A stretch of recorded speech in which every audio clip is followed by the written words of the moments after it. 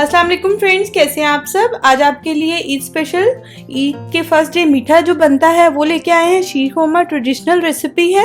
चलिए देख लेते हैं परफेक्टली कुक शीर खोरमे को हमने किस तरह बनाया है।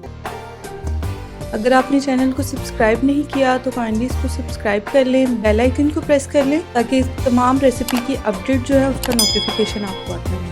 2 टेबलस्पून इसमें घी, मक्खन जिसमें भी आप बनाना चाहें, टोटली अप टू यू है। नट्स इसमें जाएंगे, पिस्ताशियो जाएंगे 2 टेबलस्पून। 2 टेबलस्पून इसमें जा रहे हैं काजू और 2 ही टेबलस्पून इसमें 2 से 3 टेबलस्पून इसमें बादाम चले जाएंगे।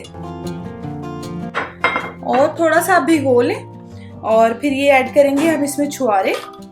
5 अदद छुआरे थे, उनको मैंने थोड़ी देर भिगोएंगे तो आपको ज़रा काटने में उसको आसानी हो जाएगी। ठीक है, इसको बहुत अच्छा सा अरोमा जब तक ना आने लग जाए तो ये पिस्ते जो है हम फ्राई करेंगे, फिर आपको बताते हैं नेक्स्ट क्या। ये देखिए फ्रेंड्स, ये घी में बहुत अच्छा, इतना अच्छा इस टाइम पूरे घर में अरोमा आ रहा है इन नट्स को फ्राई करने का। फिर ये सेवियां हम डाल लेंगे। नेशनल की मैं यूज़ कर रही हूँ, आपको जो पसंद हो आप वो डाल सकते हैं। 150 ग्राम इसको मैंने ज़रा तोड़ लिया है। जब वो पैकेट में थी, पैकेट में बहुत हाई फ्लेम आपने बिल्कुल भी नहीं रखना चूल्हे का, आपने लो टू मीडियम फ्लेम ही रखना है। और थोड़ी सेवइयों को भी हम नट्स के साथ जो है रोस्ट कर लेंगे। ये देखिए फ्रेंड्स, ये हो गया। अब मैं इस बर्तन को रिमूव कर लेती हूँ और थोड़ा खुला बर्तन लेके आती हूँ जिसमें हम इसका दूध जो है वो रेडी करेंगे। अच्छा, 150 ग्राम में मैं 2.5 लीटर दूध यूज कर रही हूँ। खुले बर्तन में हम 2.5 लीटर दूध डालेंगे और इसको बॉयल आने तक आपने पकाना है। ये देखिए फ्रेंड्स, साथ साथ मैं इसका आपने चमचा यूं हिलाते ही रहना है क्योंकि मीठा है, इसमें जरा सा भी ये नीचे से लग गया तो फिर आपका सारे मीठे में सारा उसका फ्लेवर खराब हो जाएगा, जलने की अजीब सी स्मेल आ जाती है। तो थोड़ी सी आप कोशिश करें कि आप थोड़ा पास खड़े हो जाएं 10-15 मिनट जब तक कि इसकी पकाई हो रही है। ठीक है, मैं कंटिन्यूसली इसको इस तरह से चला रही हूँ। नॉन स्टिक हो या नॉर्मल पतीली हो, दूध जो है अगर आप उसको चलाएंगे नहीं तो वो नीचे लग जाएगा। ठीक है, इसमें बॉयल आने वाला ही है ऑलमोस्ट। अब मैं इसमें ये वाले नट्स डाल रही हूँ। इसमें मैंने कटा हुआ नारियल है, ये चाहिए होगा तकरीबन 1 हैंडफुल होगा।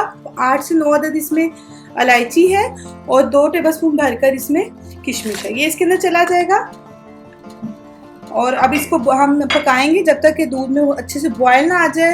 ये देखिए फ्रेंड्स, इसको तकरीबन हो गए हैं 15 से 20 मिनट। साथ साथ कंटिन्यूसली मैं इसको यूं चम्मच चला रही हूँ।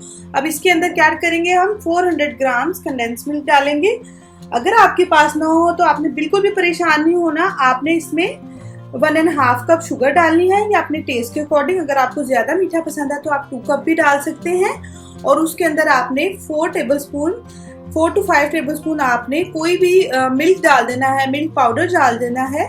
आपने बिल्कुल भी परेशान नहीं होना, हर चीज का मुतबादिल होता है। कंडेंस मिल्क आई नो कि थोड़ा सा बजट फ्रेंडली नहीं होता, तो जिन बहनों के पास, बच्चियों के पास नहीं होगा तो वो एक साशे लेकर तो मिल्क पाउडर का वो ऐड कर दें। ठीक है, और शुगर अपने टेस्ट के अकॉर्डिंग। और नॉर्मल के लिए आप 1.5 कप, और अगर ज्यादा शीर खोरमे में मीठा पसंद करते हैं तो आप 2 कप ऐड कर सकते हैं। ठीक है, ये देखिए फ्रेंड्स, इसको पकते हुए 15 मिनट हो गए। अब ये जो हमने नट्स और सेवियां थी ये इसमें हमें बहुत एहतियात के साथ ऐड कर दें क्योंकि हमने इनको भी नट्स वगैरह का फ्लेवर भी इसमें लेके आना है। दूध को इसके साथ भी पकाएंगे हम तकरीबन आधा घंटा।